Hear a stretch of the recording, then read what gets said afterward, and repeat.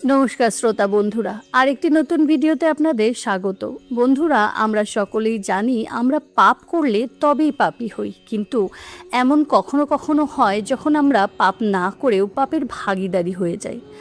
কী সেই কারণ, কী কারণে আমরা পাপ না করেও পাপের ভাগীদার হই, আজকে এই ভিডিওতে তা জেনে নেব। একদিন যমরাজ এবং চিত্রগুপ্ত যমপুরীতে আসা প্রাণীদের পাপের শাস্তি দিচ্ছিলেন। এমন সময় সেখানে একজন ব্রাহ্মণ আসেন। তাকে দেখে চিত্রগুপ্ত বলেন, হে ধর্মরাজ, এই ব্রাহ্মণ পৃথিবীতে অনেক ভালো কাজ করেছেন, এমনকি মৃত্যুর আগে একটি গরু দানও করেছিলেন, তাই একে স্বর্গে রাখা উচিত। তখন ধর্মরাজ বললেন, এই কথা ঠিক যে মৃত্যুর আগে গরু দান করলে কেউ নরকে যায় না, কিন্তু এই ব্রাহ্মণের দান করা গরু তার নিজের নয়, সে অন্যের গরু দান করেছে, এই পাপের জন্য তাকে নরকে যেতেই হবে। চিত্রগুপ্ত বললেন, নিজের হোক বা অন্য কারো, গাভী দান করাই সর্বোত্তম দান, তাহলে ইনি পাপী হলেন কিভাবে? যমরাজ বললেন, দান করা মহাপুণ্যের, কিন্তু অন্যের জিনিস গ্রহণ করাও পাপ। এই বিষয়ে একটি কাহিনী আপনাকে বলছি, শুনুন। চারজন যদুবংশীয় রাজপুত্র বাগানে খেলতে খেলতে তাদের খুব পিপাসা পায়। তখন তারা জলের খোঁজে এদিক ওদিক ঘুরতে ঘুরতে একটি কুয়ো দেখতে পেলেন, কিন্তু কুয়োর দিকে তাকাতেই দেখলেন কুয়োতে জল নেই, রয়েছে এক অদ্ভুত প্রাণী। ভালো করে দেখার পর তারা বুঝলো এটি একটি বিশাল ব্যাঙ, যেটি কুয়োর ভেতরে আটকে পড়েছিল। সে বের হতে পারছিল না। দৈত্য আকারের ব্যাঙটির করুণ অবস্থা দেখে চারজন রাজপুত্র তাকে কুয়ো থেকে বের করার কথা ভাবলেন, কিন্তু অনেক চেষ্টা করার পরও তাকে কুয়ো থেকে বের করতে পারল না।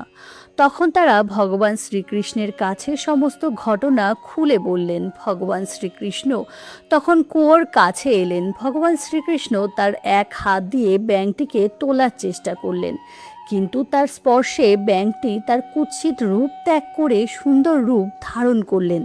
ভগবান শ্রীকৃষ্ণ তার বিষয়ে সব কিছুই জানতেন, তবুও তাকে জিজ্ঞাসা করলেন, কী কারণে তুমি এই ব্যাঙের রূপ পেয়েছিলে, সেই কাহিনী আমাদের বলো। দেবতাদের মতো দেখতে সেই সুন্দর পুরুষটি শ্রীকৃষ্ণকে প্রণাম করে বলল, হে ভগবান, আমি আমার পূর্বজন্মের কাহিনী বলছি। আমি পূর্বজন্মে মহারাজ ধনঞ্জয়ের পুত্র ছিলাম। আমার নাম ছিল মৃগ। আমি পূর্বজন্মে অসংখ্য গরু দান করেছিলাম। আমি অসুখী ও দরিদ্র মানুষের সেবা করেছিলাম। আমি মুনি ঋষি তপস্বীদের গাভী দান করতাম। শুধু তাই নয়, আমি অনেক গৃহ জমি দান করেছিলাম, অনেক জলাশয় তৈরি করেছিলাম, মন্দির নির্মাণ করেছিলাম, অনেক বৃক্ষ রোপণ করেছিলাম। এইভাবে আমি বহু বছর ধরে অনেক ভালো কাজ করেছি, কিন্তু পুণ্য করতে করতে একদিন অজান্তেই অনেক বড় ভুল হয়ে যায়। হে ভগবান, একদিন দেব শর্মা নামে এক তপস্বীর গরু ভুল করে আমার গাভীদের সঙ্গে চলে আসে, কিন্তু আমি তা জানতাম না। তখন আমি আমার অজান্তেই সেই গাভীটিকে অন্য ব্রাহ্মণকে দান করে দিই। যখন ওই ব্রাহ্মণ গরুটিকে নিয়ে রাস্তা দিয়ে তার বাড়ি যাচ্ছিলেন, তখন পথে গরুর আসল মালিক দেব শর্মা তার গরুটিকে চিনতে পারেন আর ভাবেন কেউ তার গরু চুরি করেছে। তখন দেব শর্মা ওই ব্রাহ্মণের কাছে এসে বললেন, ব্রাহ্মণ, তুমি এই গাভী চুরি করে কোথায় নিয়ে যাচ্ছ? আমি একে অনেক দিন ধরে খুঁজছি। তখন ব্রাহ্মণ বলেন, এই গাভীটি তোমার হতে পারে না, মহারাজ মৃগ আমাকে এটি দান করেছেন, তাই একে আমি আমার বাড়ি নিয়ে যাচ্ছি। দেব শর্মা তখন বললেন, আমি আমার গাভীকে ভালো করে চিনি, এটা আমার। তুমি মিথ্যে বলছো। মহারাজ মৃগ খুবই পুণ্যবান মানুষ, তিনি আমার গাভী চুরি করে আপনাকে দিতে পারে না। তখন সেই ব্রাহ্মণ বলেন, আমি সত্য বলছি, মহারাজ আমাকে এই গাভীটি দান করেছেন। যদি বিশ্বাস না হয় তাহলে আপনি নিজেই মহারাজার কাছে গিয়ে জিজ্ঞাসা করুন। তারপর তারা দুজন আমার কাছে আসে। যে ব্রাহ্মণ আমার কাছে দান গ্রহণ করেছিল সে বলল, হে রাজন, আজকেই আপনি আমাকে এই গাভী দান করেছেন, কিন্তু এই ব্রাহ্মণ বলছে এটি তার। দেবশর্মা বললেন, হে রাজন, এই গাভী আমার। আপনি যদি এটি উনাকে দিয়ে থাকেন তবে আপনি আমার গাভী চুরি করে অনেক পাপ করেছেন। দুজনের কথা শুনে আমার মন বিভ্রান্ত হয়ে গেল। সেই দুই ব্রাহ্মণকে মিনতি করে বললাম, আমাকে ক্ষমা করুন, আমার অজান্তে অনেক বড় অপরাধ করে ফেলেছি। আপনারা আমাকে এই গুরুতর পাপ থেকে রক্ষা করুন। হে ব্রাহ্মণ দেবতা, আমি অজান্তে আপনার গাভীকে এই ব্রাহ্মণকে দান করেছি, আমি তা ফেরত নিতে পারবো না, এতে আমার বড় পাপ হবে। এই জন্য আমি এই গাভীর পরিবর্তে আপনাকে 1000 গাভী দান করছি। তখন দেবশর্মা বলেন, মহারাজ, এই গাভীটি আমার খুব প্রিয়, এর পরিবর্তে কোনো কিছুই আমি নেব না। আমি তখন দান গ্রহণকারী ব্রাহ্মণকে বললাম, হে ব্রাহ্মণ দেবতা, আমাকে এই গাভীটি ফেরত দিন, এর পরিবর্তে আমি আপনাকে 1000 গাভী দান করব। তখন দান গ্রহণকারী ব্রাহ্মণ বললেন, হে মহারাজ, আমি এই গাভীটির পরিবর্তে আপনার কাছে কিছুই নেব না। এই বলে গাভীটি আমাকে ফেরত দিয়ে সেই ব্রাহ্মণ সেখান থেকে চলে গেল এবং দেবশর্মা তার গরু নিয়ে বাড়ি ফিরে গেলেন। গরু দান ফিরিয়ে নেওয়ায় আমি মহা পাপ করেছি। এরপর আমার জীবনের সমাপ্তি ঘটল। যমরাজের দুজন দাস এসে আমাকে যমপুরীতে নিয়ে যান। যমলোকে যাওয়ার পর যমরাজ আমাকে জিজ্ঞাসা করলেন, আপনি আগে পাপ কর্মের ফল ভোগ করতে চান নাকি পুণ্য কর্মের? আপনি জীবিত অবস্থায় বহুবার দান করেছেন, তার ফলস্বরূপ আপনি স্বর্গলোক পাবেন, কিন্তু আপনার দ্বারা অনেক বড় পাপ হয়েছে, তাই আপনাকে পাপের শাস্তি ভোগ করতেই হবে।